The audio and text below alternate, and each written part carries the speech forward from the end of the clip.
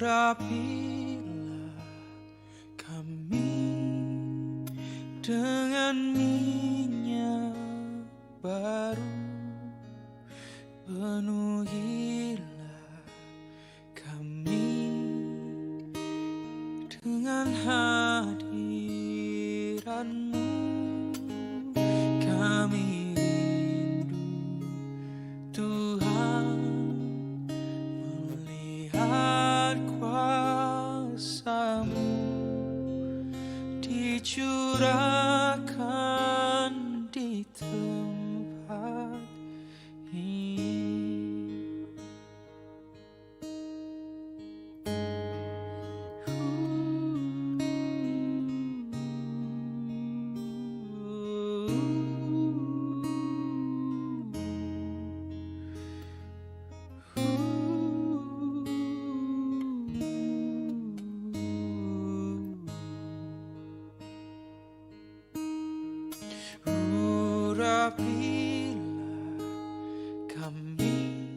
Selamat malam, saya menyapa Pastor Bram dan teman-teman sekalian yang hadir pada malam hari ini.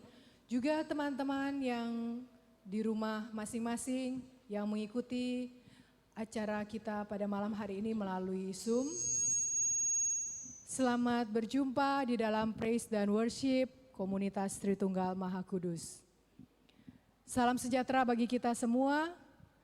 Kita berjumpa pada malam hari ini karena kita mau bersyukur pada Tuhan, merasakan betapa baiknya Tuhan yang telah menyertai kita sepanjang hari-hari kita ini. Dan malam hari ini kembali kita berkumpul, boleh saling bertatap muka. Dan bagi teman-teman yang di rumah, mari sekarang kita mau menyiapkan hati, kita mau memulai praise and worship kita mau mengarahkan hati kita, membuka hati kita untuk siap masuk di dalam praise dan worship. Mari saat ini saya undang teman-teman sekalian untuk bangkit berdiri. Kita mau membuka praise dan worship malam hari ini dengan doa. Demi nama Bapa dan Putra dan Roh Kudus. Amin.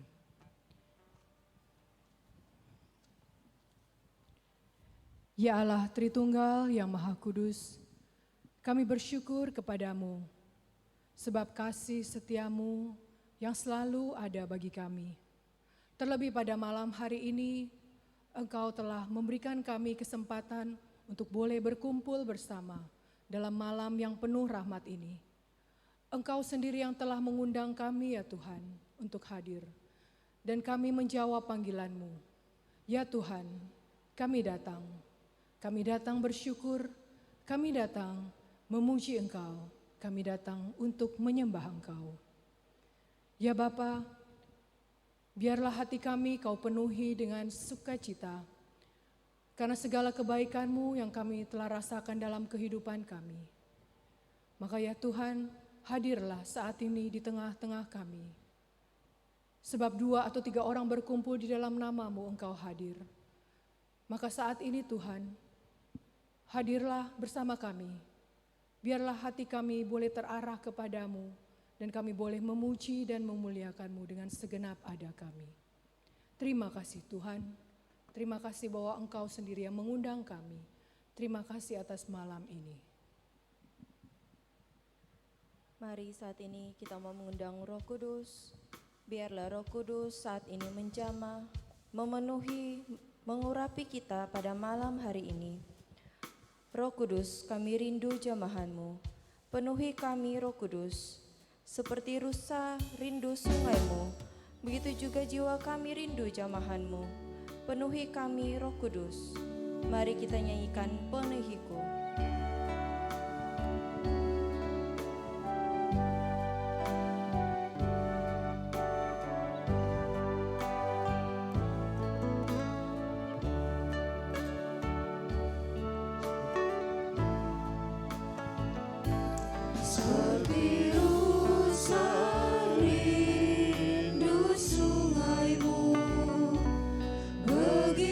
Begitulah jiwa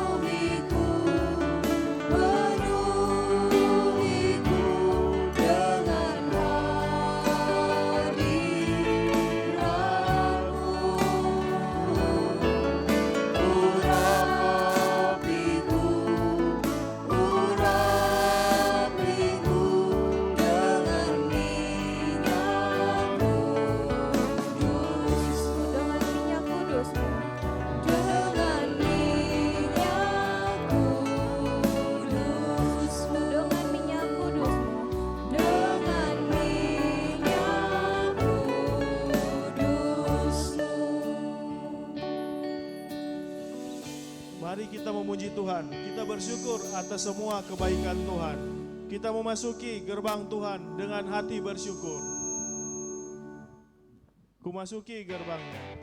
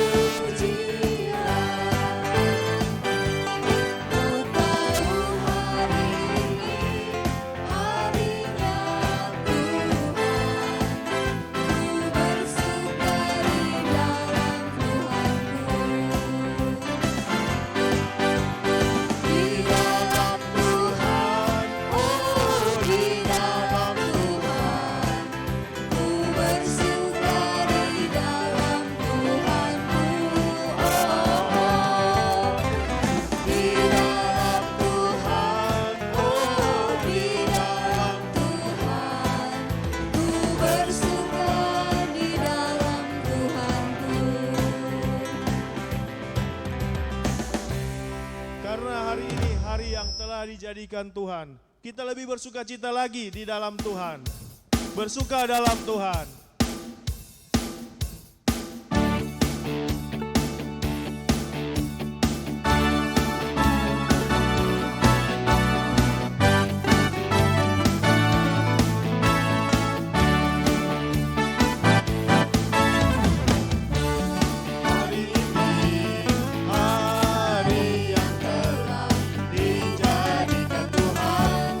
Mari kita bersuka.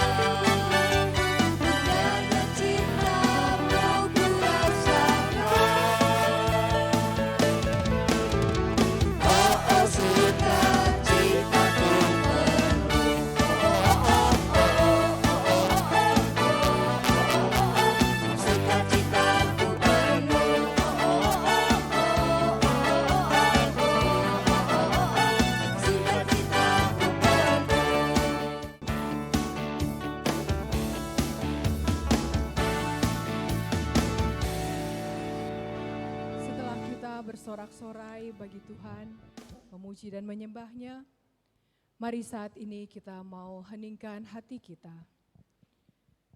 Kita mau masuk ke dalam hati kita.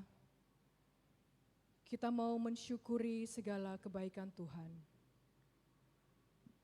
Kita mau mengingat-ingat betapa kasih Tuhan yang senantiasa menyertai setiap langkah hidup kita.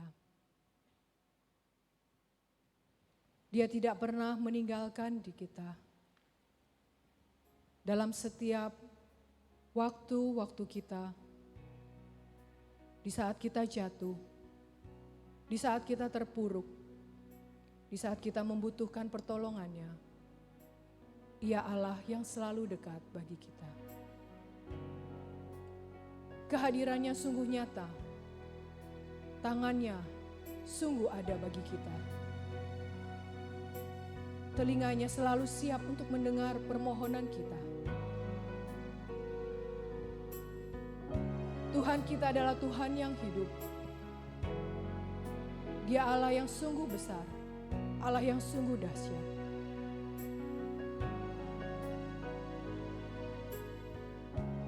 Kasih terbesarnya yang sungguh Ia nyatakan bagi kita adalah ketika Ia mati bagi kita pada saat kita masih berdosa. Dan darahnya lah yang melayakkan kita untuk boleh disebut anak-anak Tuhan. Maka saat ini, dengan seluruh kesungguhan hati kita, kita mau menyembah Dia. Kita mau meninggikan Dia. Kita mau menyembah Dia di dalam roh dan kebenaran. Mari saat ini kita nyatakan betapa kita mengasihi dan mencintai Dia. Sungguh besar kasih-Mu Tuhan, nyata di sepanjang hidupku.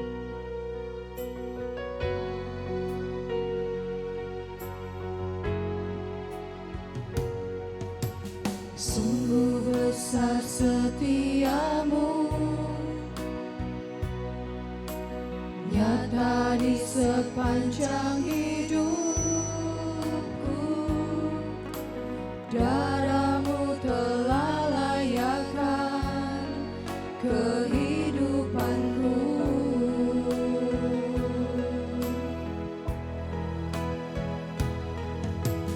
Tiada kata yang bisa lukiskan indahnya Kau Tuhan. Bagi-Mu segala pujian dan kemuliaan.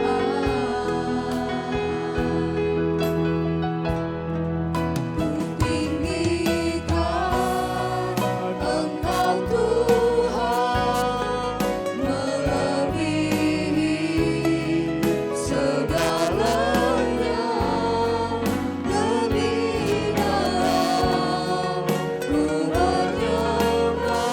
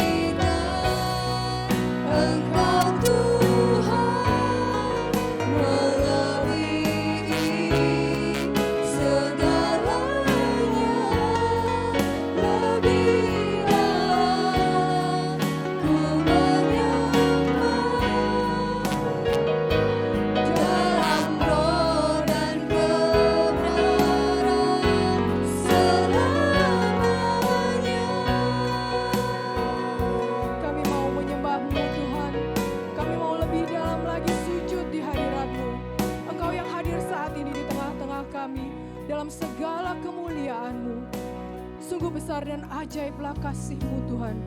Sungguh nyata kasih dan kebenaran-Mu.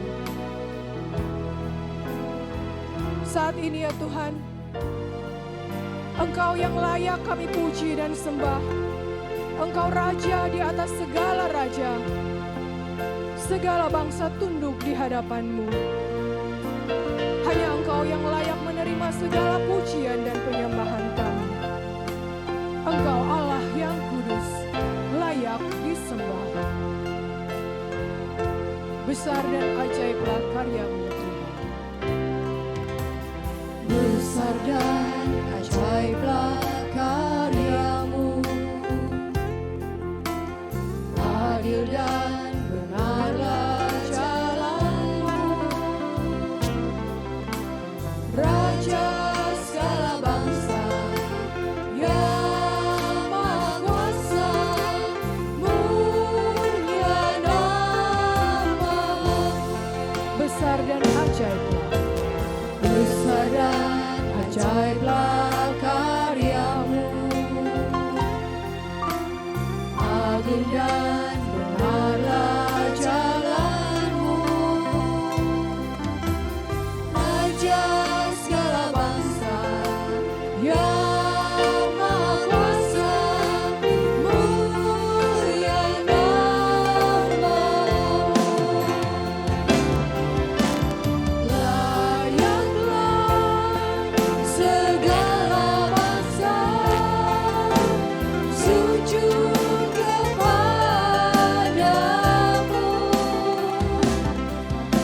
sebab Kau Allah yang kudus, layak disembah. Layaklah segala bangsa sujud kepadamu,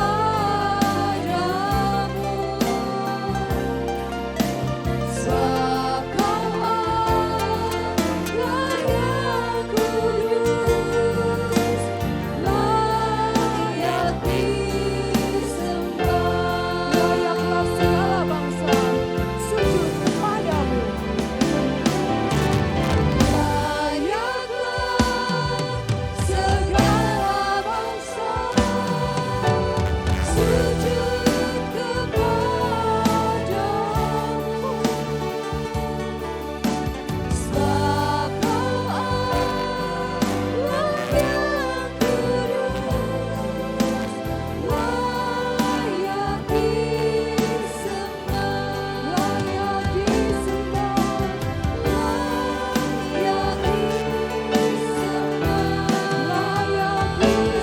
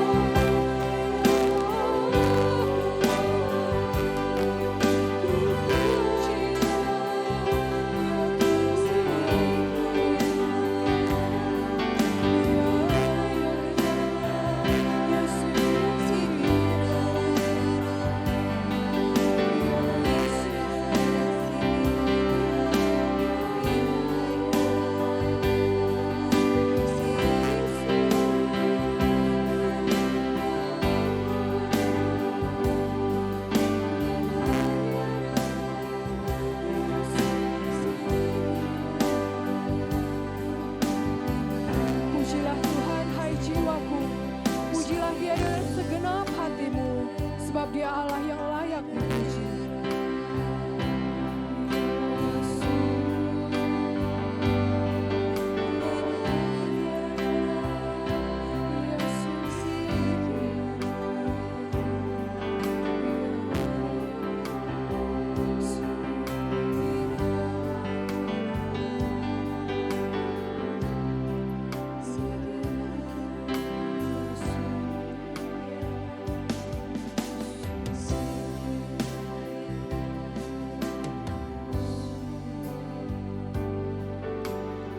layaklah segala bangsa sujud kepada-Mu.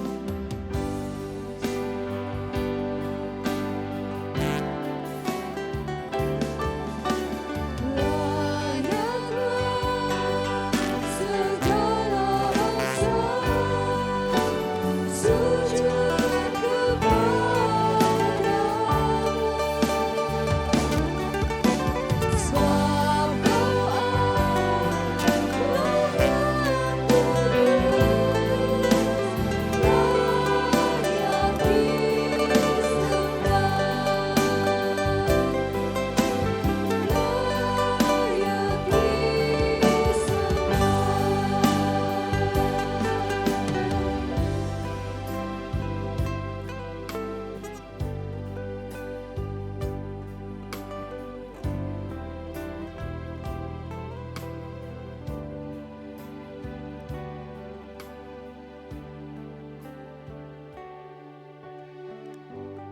Mari saat ini kita mau hening sejenak.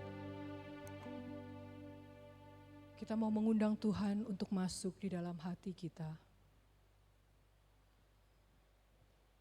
Biarlah Ia menjadi Raja di dalam hati kita.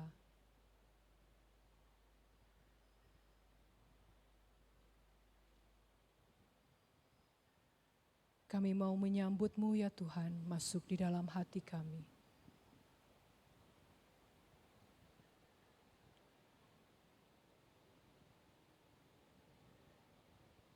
Biarlah di waktu yang indah ini, ketika Tuhan berkenan hadir, kita mau mengambil waktu berbincang-bincang dengan Tuhan secara pribadi.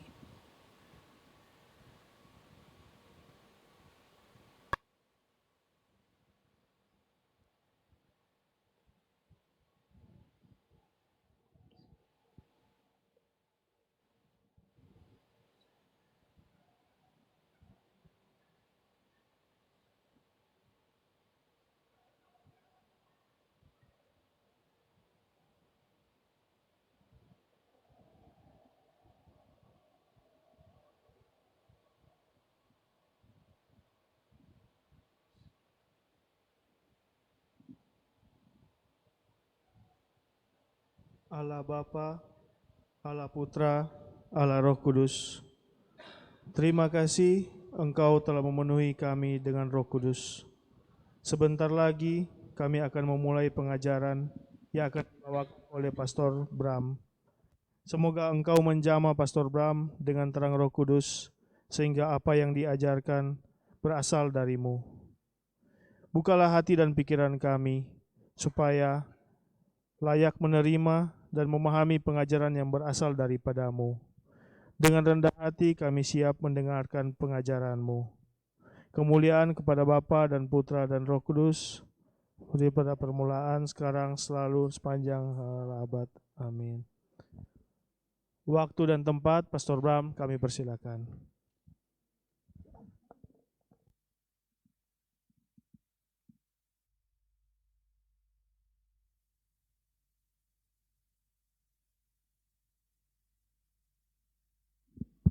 Tes, ya. Sekali lagi selamat malam. Pada malam ini saya akan memberikan semacam pengajaran atau sosialisasi tentang Santo Yosef. Nah,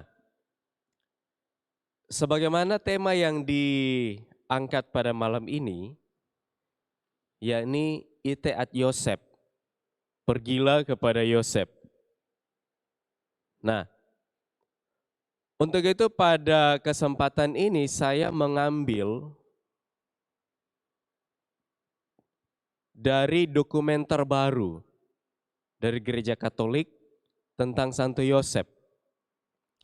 Karena lewat dokumen ini, gereja lewat Bapa Suci mengajak kita untuk semakin mengenal, mengagumi, menghormati, dan kiranya terinspirasi dari Santo Yosef. Nah, geser sedikit kemari. Oke. kita mengenal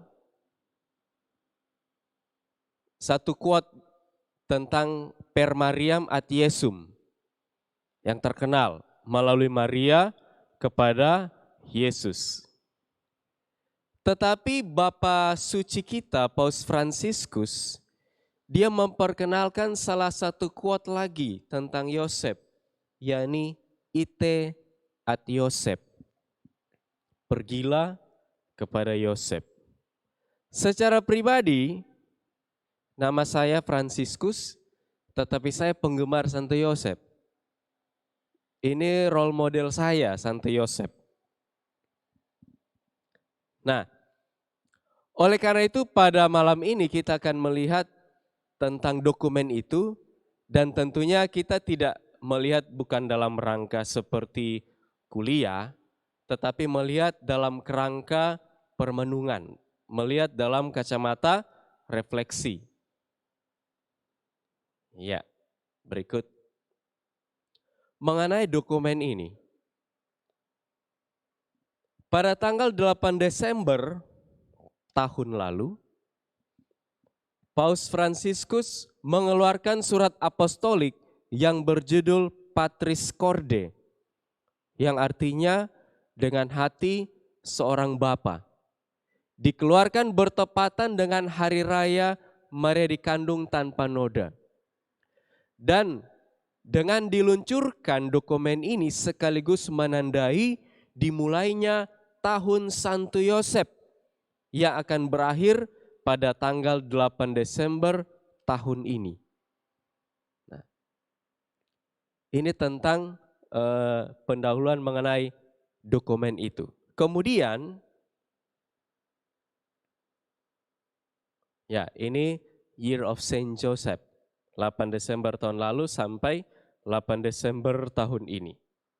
Berikut. Nah, nama dan tujuan surat. Pertama, nama. Nama Patris Corde itu diambil dari kalimat pertama dari dokumen itu. Ini kalimat pertamanya dalam bahasa Latin, dalam bahasa Indonesia, dengan hati seorang bapa, yakni bagaimana Yosef mengasihi Yesus yang oleh keempat Injil disebut sebagai anak Yosef. Jadi dengan hati seorang bapa, Patris Corde, itu tentang nama dokumen ini. Kemudian tujuan. Tujuannya adalah untuk meningkatkan cinta kita kepada Santo Agung ini, untuk mendorong kita memohon keperantaraannya dan meneladan keutamaan dan semangatnya.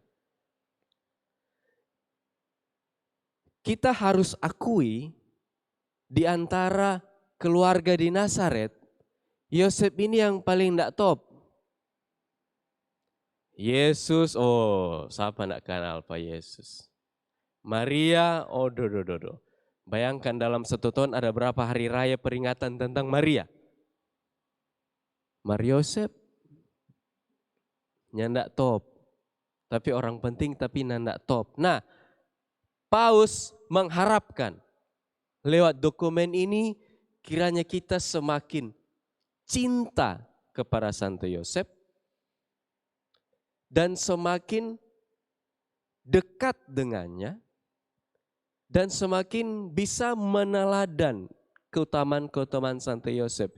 Ada satu istilah yang bagus ini, Santo Agung. Di antara begitu banyak santo, cuma ini yang digelari oleh Paus sebagai Santo Agung. Nanti kita akan melihat mengapa sampai dikatakan Santo Agung.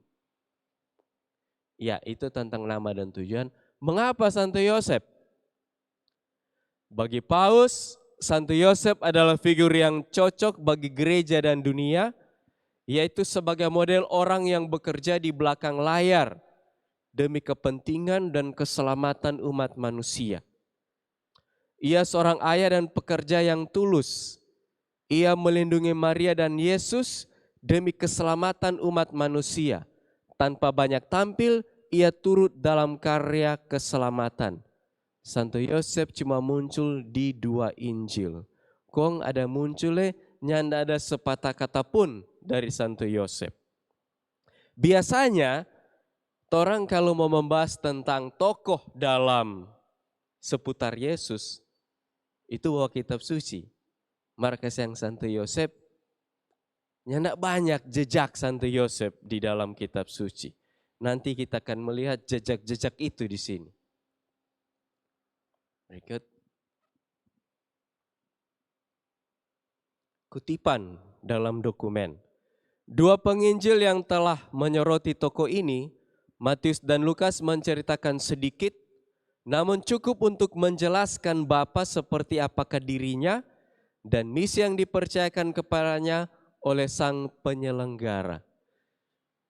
Paus bilang, walaupun dia cuma diceritakan sedikit oleh kedua penginjil ini, tapi cukup untuk menggambarkan tentang kualitas Santo Yosef.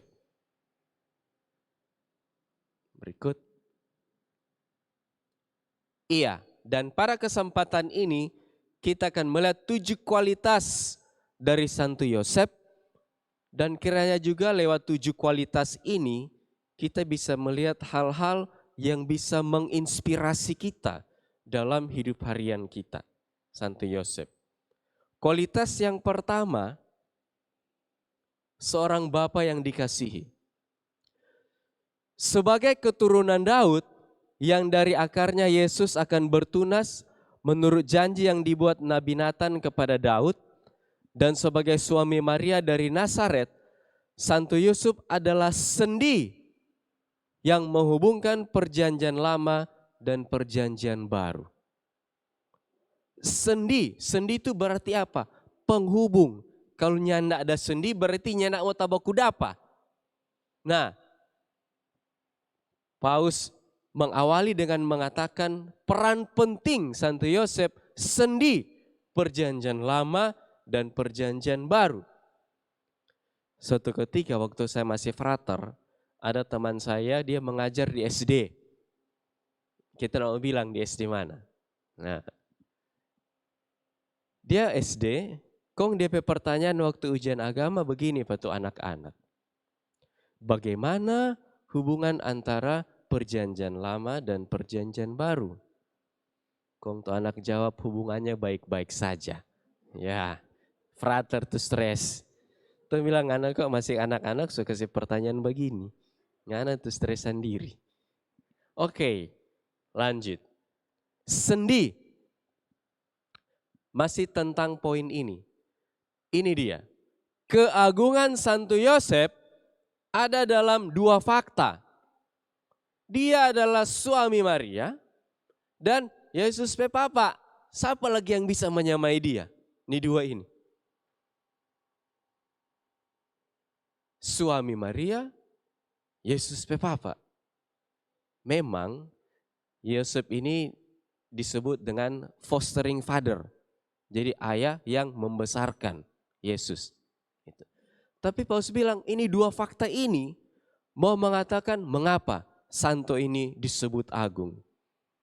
Dan di antara begitu banyak santo dan santa, Santo Yosef ini DP ketua kelas. Berikut. Berkat perannya dalam sejarah keselamatan, Santo Yosef menjadi seorang bapa yang selalu dikasihi oleh gereja. Ada banyak orang yang berdevosi kepada Santo Yosef, termasuk santo dan santa. Salah satu yang terkenal adalah Teresa dari Avila. Dia sangat mengagumi figur Santo Yosef. Permohonan-permohonan khusus ditujukan kepadanya setiap Rabu dan terutama selama bulan Maret yang secara tradisional dipersembahkan kepadanya. Ite ad Yosef. Pergilah kepada Yosef, yang kutipan ini terinspirasi atau diambil dari kitab Kejadian bab 41 ayat 55. Berikut. Ini dia. Itu pergilah kepada Yosef, itu Firaun yang bilang. Ketika seluruh negeri Mesir menderita kelaparan dan rakyat berteriak meminta roti kepada Firaun berkatalah Firaun kepada semua orang Mesir, pergilah kepada Yusuf, perbuatlah apa yang akan dikatakannya kepadamu. Tapi ini Firaun yang bye-bye, ya, Firaun yang sayang Pak Yusuf. Nah, kan kita tahu pada waktu itu tentang wabah kelaparan dan semua harus jika ingin memiliki makanan harus membeli di Mesir. Dan pada masa itu Yusuf adalah orang kepercayaan Firaun. Firaun bilang, semua yang datang Pak Firaun bilang, pergi Pak Yusuf. Pergi Pak Yusuf, dia yang atur semua itu. Nah, inilah yang menginspirasi Bapa Suci mengajak kita untuk dalam keadaan susah, derita, kita ada kebutuhan, pergumulan, ingat, pergilah kepada Yusuf. Kualitas yang kedua, seorang bapa yang lembut dan penuh kasih. Yesus melihat kelemah lembutan Allah pada Yusuf. Seperti bapa sayang kepada anak-anaknya, demikian Tuhan sayang kepada orang-orang yang takut akan Dia. Itu kutipan dalam dokumen. Yosef menyaksikan Yesus yang tumbuh penuh kebijaksanaan. Sebagai ayah, ia melindungi anaknya dengan penuh kasih dan kehangatan. Berikut. Seperti dilakukan Tuhan kepada Israel, demikian juga Yosef. Ini cara Yosef dalam mendidik, membesarkan Yesus. Mengajarnya berjalan dengan memegangnya dengan tangannya. Baginya ia seperti seorang ayah yang mengangkat seorang anak ke pipinya dengan membungkuk kepadanya untuk memberinya makan. Inilah bentuk-bentuk kasih sayang yang diberikan Yosef kepada Yesus. Dan bahkan melalui kecemasan Yosef terjadilah kehendak Allah. Yosef mengajarkan kita bahwa memiliki iman kepada Tuhan juga mencakup kepercayaan bahwa Dia juga dapat bekerja melalui ketakutan kita, kerapuhan kita. Balik ulang di tadi ya ini. Poin ini. Paus mengajak kita untuk belajar dari Santo Yosef. Bahkan dalam kecemasan Yosef, tentu kita masih ingat kegalauan Yosef saat Maria mengandung. Tiba-tiba Yosef tahu ini asal-usul kehamilan dari mana. Tiba-tiba ada yang bilang, ngana mesti sekaweng Pak Maria. Yosef galau, cemas, takut, bimbang. Tapi justru lewat kecemasan itu kehendak Allah terjadi. Terkadang dalam kehidupan kita, pengalaman ketakutan, kerapuhan seringkali dilihat secara negatif. Tapi sebenarnya Tuhan pun menggunakan ketakutan, kerapuhan, kelemahan kita untuk menyatakan kehendaknya atas hidup kita. Maka mari kita meneladan dari Santo Yosef yang walaupun penuh kecemasan, ketakutan, kebimbangan, tetap setia pada kehendak Tuhan. Kualitas yang ketiga, seorang bapa yang taat. Dalam persembunyian di Nazaret di sekolah Yusuf, Yesus belajar melakukan kehendak Bapa. Kehendak itu menjadi makanannya sehari-hari. Bahkan pada saat paling sulit dalam hidupnya yang dialami di Getsemani, ia lebih suka melakukan kehendak Bapa dan bukan kehendaknya sendiri. Pada poin ini Paus mau mengatakan bahwa dari mana Yesus belajar ketaatan? Dari Santo Yosef. Dan Paus pakai istilah sekolah Yosef, sekolah Yusuf. Nah, masih tentang poin ini. Nah, kisah-kisah dalam Injil menceritakan 4 kali Santo Yosef mengalami mimpi yang ditanggapinya dengan ketaatan. Semuanya dari Injil Matius. Ketaatan. Di sini Yosef seperti memiliki SOP. Ya, SOP. Ya, standar dalam melakukan sesuatu. Dan SOP Yosef setiap kali berhadapan dengan perintah Tuhan adalah lapang sambilang. Nah, ketaatan adalah sikap pertama Yosef setiap kali berhadapan dengan kehendak Tuhan atas dirinya. Tentunya kita masih ingat saat-saat malaikat Gabriel memberikan warta mengejutkan kepada Maria.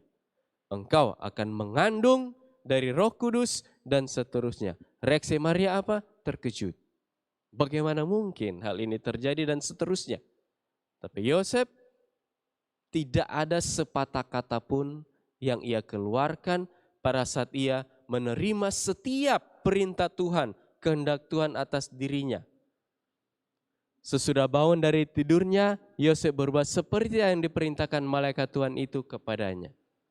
Yosef bangun, bayangkan, siapa yang menemani Maria saat melahirkan, saat bersalin? Apakah perawat? Yosef. Bayangkan kalau Yosef salah potong Yesus pe pusat.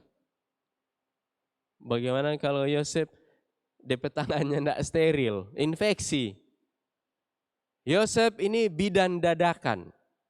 Bisa bayangkan dorang berhari-hari berjalan jauh, tiba-tiba Maria mau melahirkan, cari-cari penginapan tidak dapat, kurang dapat di kandang. Langsung melahirkan, Yosef kasih yang belum beri kita tutup mata baik-baik. Malaikat sebelang pergi, kalau nyanak mau mati nih anak. Yosef bilang apa? Yosef nyanak bilang, tuang ngali. Baru tak mau tutup mata ngana sesuruh. Sedikit le. No. Langsung berangkat dari Mesir. Dan kita kan tahu Bethlehem dan Mesir itu bukan rupa Pineleng Manado. Bethlehem Mesir itu dua negara yang berbeda. Tapi Yosef langsung berangkat. Dan ketika di sana, ketika Raja Herodes mati, malaikat bilang, "Pergi Jo, so mati." Langsung pergi lagi Yosef. Yosef nak bilang, "Sini juga, tong solala mau babale lagi." Ketaatan menjadi SOP. Yosef setiap kali menerima kehendak Tuhan. Berikut.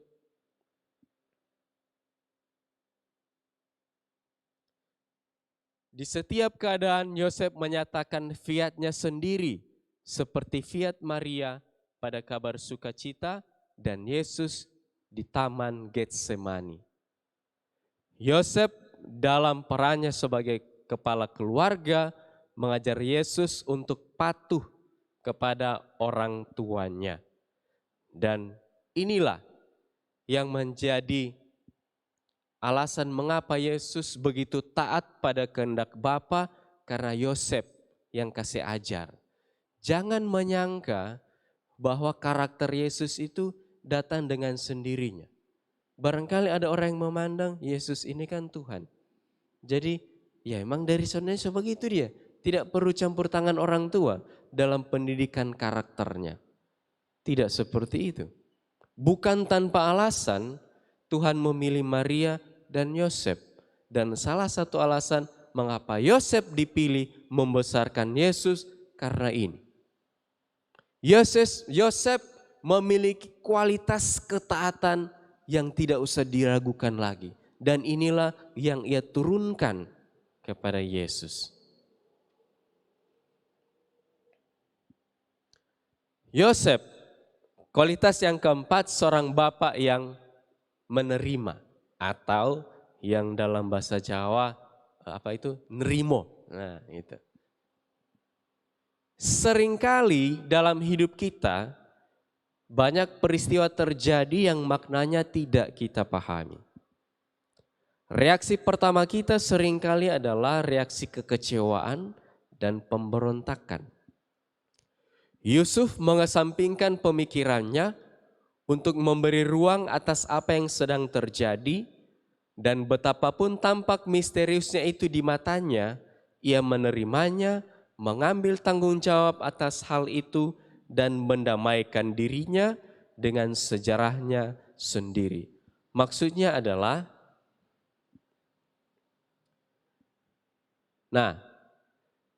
Yosef menerima Maria tanpa menuntut syarat apapun. Ia mempercayai kata-kata malaikat. Yosef mengesampingkan pemikirannya untuk memberi ruang atas apa yang sedang terjadi. Dan betapapun tampak misteriusnya itu di matanya, ia menerima dan mengambil tanggung jawab itu. Jalan rohani yang ditunjukkan Yosef kepada kita bukanlah jalan yang menjelaskan, tetapi jalan yang menerima. Walaupun tampak tidak jelas di depannya, tetapi Yosef tetap taat melakukan itu. Dalam hidup kita pun seringkali kita mengalami atau berada dalam situasi-situasi seperti itu. Tidak jelas ini arahnya mau kemana ini. Atau bahkan mulai meragu-ragukan Tuhan. Tetapi mari kita belajar dari Santo Yosef yang dalam situasi yang tidak menentu, dia tidak tahu ini arahnya kemana ini. Tapi karena dari Tuhan, dia backing itu. Yosef tidak pernah meminta klarifikasi dari Tuhan. Dia tidak pernah mengkomplain. Seringkali ada saat di mana kita komplain ketika mengalami sesuatu yang tidak jelas, sesuatu yang tidak menyenangkan. Yosef mengajarkan kita satu jalan rohani untuk menerima kehendak Tuhan. Yosef bilang, sudah, kita tidak usah banyak meminta penjelasan kepada Tuhan. Kita tidak usah banyak meminta klarifikasi dari Tuhan atas hidup kita. Yosef bilang, mari kita terima dan kita jalankan kehendak Tuhan atas hidup kita. Yosef bukanlah orang yang mundur dengan pasif. Ia adalah pelaku yang berani dan kuat. Menerima bukan berarti pasif. Iman yang diajarkan Kristus kepada kita adalah iman yang kita lihat pada diri Santo Yosef yang tidak mencari jalan pintas, tetapi dengan mata terbuka melihat apa yang terjadi padanya dan melakukannya secara bertanggung jawab. Pesan yang lain bagi kita adalah penerimaan Santo Yosef kepada kehendak Tuhan hendaknya menginspirasi kita juga untuk menerima orang lain apa adanya. Sebagaimana kita menerima kehendak Tuhan apa adanya, kita pun diminta menerima orang lain apa adanya. Kualitas berikut, seorang bapak yang berani secara kreatif. Jika dalam tahap pertama penyembuhan batin sejati adalah menerima sejarah diri sendiri, yakni untuk menerima dalam diri kita sendiri, bahkan apapun yang tidak kita pilih dalam hidup kita, kita perlu menambahkan suatu unsur penting lainnya, keberanian kreatif. Ini timbul terutama ketika kita menjumpai kesulitan-kesulitan. Allah selalu menemukan cara untuk menyelamatkan kita, asalkan kita menggunakan keberanian yang sama seperti tukang kayu dari Nazaret itu yang tahu bagaimana mengubah masalah menjadi peluang dengan selalu menaruh kepercayaan pada penyelenggaraan ilahi. Itu keberanian kreatif maksudnya. Keberanian kreatif seperti Santo Yosef. Walaupun tidak jelas masa depannya, Yosef itu sebenarnya dia tidak mengerti ini yang dikatakan malaikat kepada dia pada waktu you harus menikahi Maria. You harus mengambil dia sebagai istri. Yosef itu tidak mengerti apa. Tapi karena dia percaya, dia taat, dia bekeng. Inilah keberanian kreatif dari Santo Yosef. Berikut.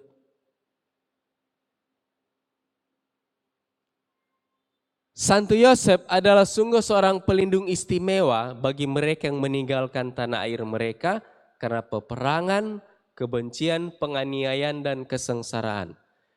Yosef ini pengungsi. Dia juga mengalami bagaimana itu diusir dari tanah sendiri. Allah mempercayai laki-laki ini seperti halnya Maria yang menemukan dalam Yosef seseorang yang tidak hanya ingin menyelamatkan hidupnya, tetapi yang selalu menafkahinya juga anak itu. Nah ini, Yusuf dengan terus melindungi gereja, juga terus melindungi anak dan ibunya, dan dengan mengasihi gereja, kita juga terus mengasihi anak dan ibunya. Nah, Yosef tidak sekedar pelindung Maria dan Yesus, dia juga pelindung gereja. Ada satu joke tentang Santo Yosef. Saat Yosef meninggal, ketika dalam antrian memasuki pintu akhirat, satu-satu dicek, dan ketika tiba gilirannya di depan pintu, Santo Petrus bilang, ngana nih boleh masuk. Iki apa? Ngana waktu Maria hamil, ngana sempat berniat mau lari toh. Yosef bilang, ya Petrus bilang, ngana nih boleh masuk. Ngana itu tidak bertanggung jawab. Yosef bilang, oke. Kalau begitu kita nak masuk, mari saya keluar tapi ma itu orang tapi anak dari dalam situ. Petrus bilang, masuk aja. Ya. Bagaimana figur Santo Yosef sebagai pelindung keluarga Nazaret. Kualitas yang berikut. Nah, ini ada film, apakah ada sudah pernah nonton, The Nativity Story? Ini film menceritakan saat-saat Yesus lahir. Dalam film ini menceritakan pergumulan Yosef dan Maria. Dan dalam film ini terlihat peran Santo Yosef. Kita sering melihat film-film dengan tema Yesus, tapi tidak ada Yosef di sana. Tapi film ini menceritakan dengan begitu inspiratif tentang pergumulan antara Yosef dan Maria. Itu bagus sekali, menceritakan secara manusiawi tentang Yosef dan Maria. Ini dari cerita bagaimana saat-saat Yosef PDKT ke Maria. Nah, ada tuh di kitab suci Yosef PDKT, di film ini ada. Nah, gitu. Itu pemuda kampung jaga ganggu Pak Yosef bilang, Maria sana Maria. Nah, ada di kitab suci, di film ini ada. Nah, sangat manusiawi. Ya. Kualitas berikut. Seorang bapak yang bekerja. Kerja merupakan partisipasi dalam karya keselamatan. Suatu peluang untuk mempercepat datangnya kerajaan, untuk meningkatkan potensi dan kualitas seseorang dengan menempatkannya pada pelayanan masyarakat dan komunitas. Poin berikut. Nah, sekali lagi Paus ingin mengajak kita untuk menghormati pekerjaan. Paus dalam kutipan dokumen tadi mengatakan bahwa pekerjaan, ketika kita bekerja, berarti kita berpartisipasi dalam karya penciptaan Allah di dunia ini. Dan Yosef, tukang kayu itu, ia adalah pelindung para pekerja semua. Paus Leo 13 dalam ensiklik Rerum Novarum merefleksikan peran Yosef sebagai pekerja. Yesus belajar bekerja dan melayani dari Santo Yosef, ayahnya. Di tahun Yosef ini kita patut berdoa dan menghormati para pekerja yang mendedikasikan hidupnya bagi umat manusia. Berikut. Santo Yosef adalah seorang tukang kayu yang bekerja dengan jujur untuk menghidupi keluarganya. Dari dia Yesus belajar tentang nilai, martabat dan kegembiraan apa artinya makan roti yang merupakan hasil usahanya sendiri. Yosef kasih belajar Yesus bekerja. Dan dari Yoseflah Yesus mengetahui, mengalami keluhuran nilai dari pekerjaan itu sendiri. Dan pekerjaan Santo Yosef mengingatkan kita bahwa Allah sendiri dengan menjadi manusia tidak meremehkan pekerjaan. Kita diajak untuk menghormati pekerjaan dan para pekerja. Kualitas berikut. Seorang bapak dalam bayang-bayang, kualitas dari Santo Yosef. Figur Yosef sebenarnya menampilkan sifat Allah Bapa sendiri yang selalu mengasihi anaknya. Relasi Yesus dan Yusuf adalah bayangan dari relasi Yesus dengan Bapanya di surga. Yusuf adalah figur penyertaan Bapa dalam seluruh hidup Yesus putranya di dunia. Santo Yosef yang di hadapan Yesus adalah bayang-bayang di dunia akan Bapa surgawi yang menjaganya, melindunginya, tidak pernah meninggalkannya untuk mengikuti langkah-langkahnya. Paulus mengatakan, figur Yosef itu merupakan ekspresi dari, merupakan cerminan dari figur Bapa di surga. Figur Yosef itu bayang-bayang dari Bapa di surga. Relasi Yesus dengan Yosef itu merupakan bayangan dari relasi Yesus dan Bapanya di surga. Berikut.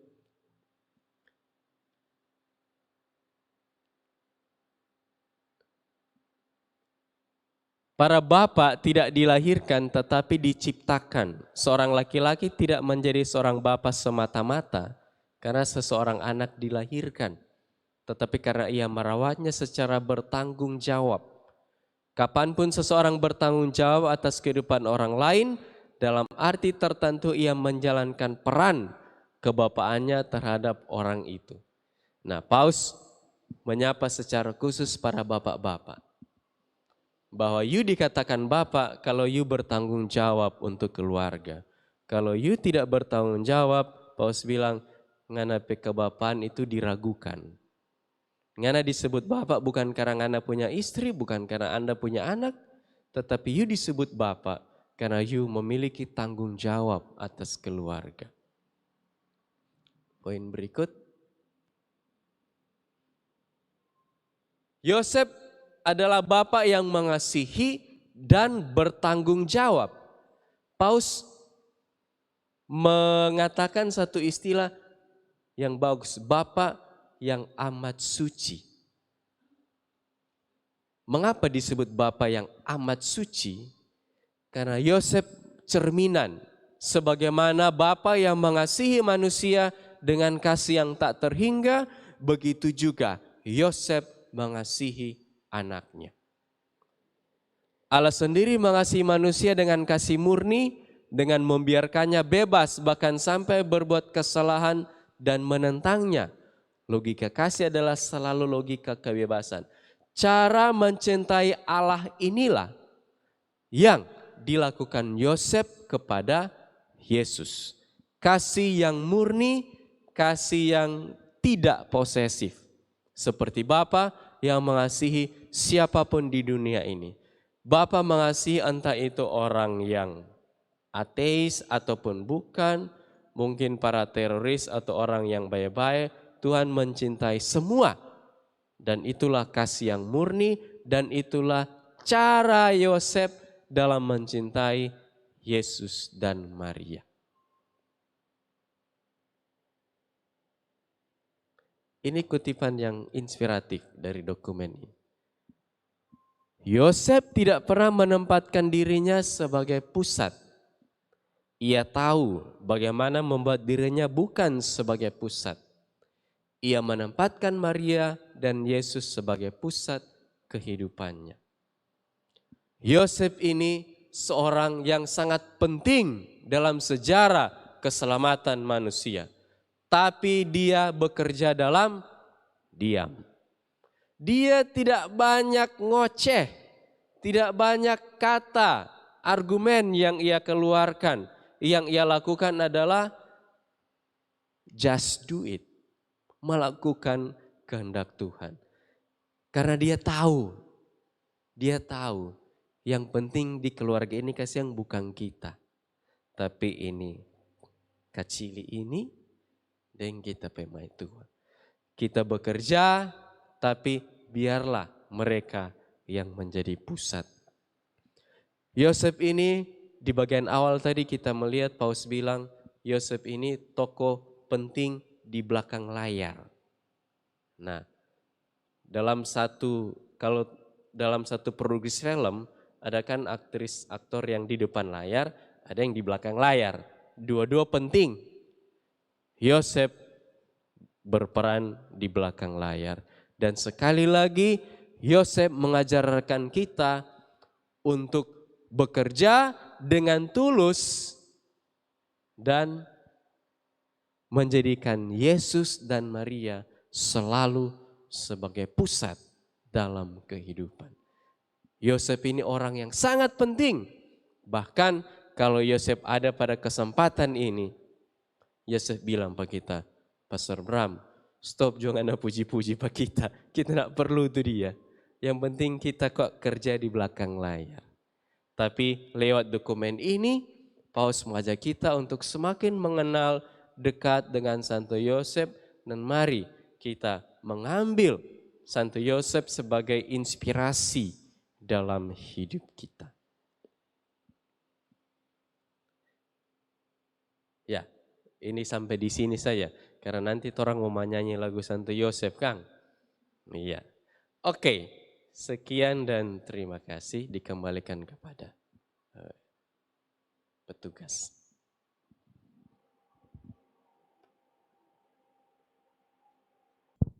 Terima kasih Pastor Bram atas pengajaran buat kami pada malam hari ini. Sungguh benar Santo Yosef menjadi panutan buat kami untuk ketaatan, taat terhadap perintah Tuhan, menerima apa adanya, bertanggung jawab sebagai kepala keluarga, berani dan kuat dalam menghadapi kesulitan, bekerja keras, jujur, dan merupakan cerminan dari Bapa di surga. Untuk menghormati Santo Yosef, mari kita nyanyikan pujian Santo Yosef.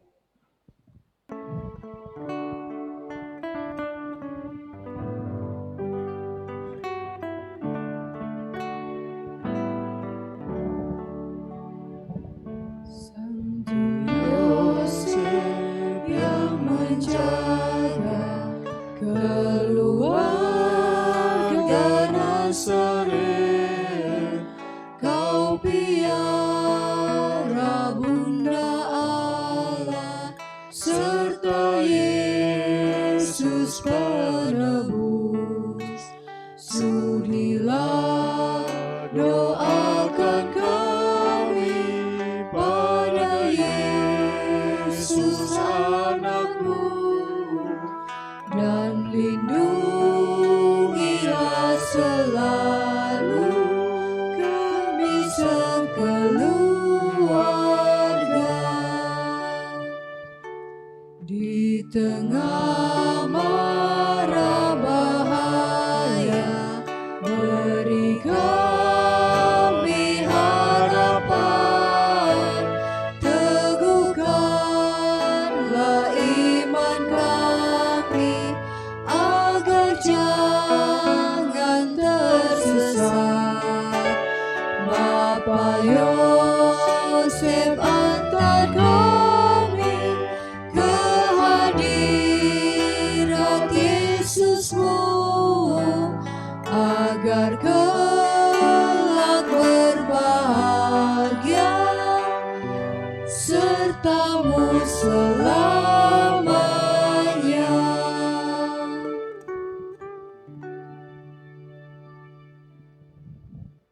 Allah Bapa yang bertata dalam kerajaan surga, terima kasih Engkau telah menuntun kami dalam praise and worship pada malam ini.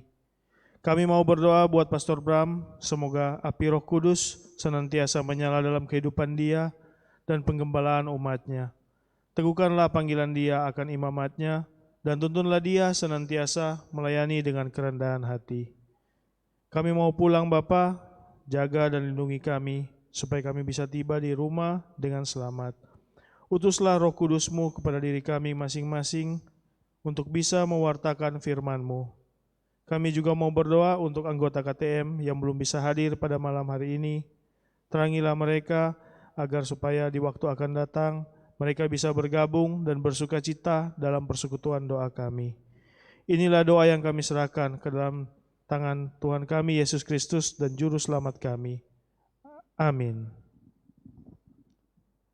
Kami mohon Pastor Bram untuk dapat memberikan berkat.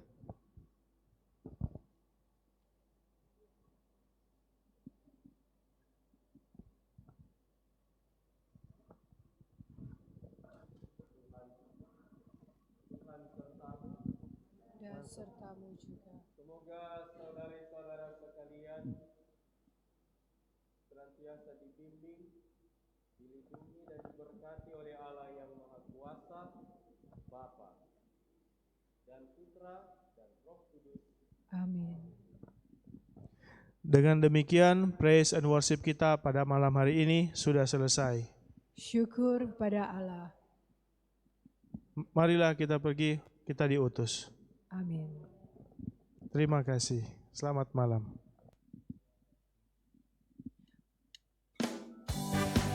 Mari kita tutup praise and worship pada malam hari ini, kita nyanyikan theme song KTM. Dalam kasih-Mu kami Kau panggil.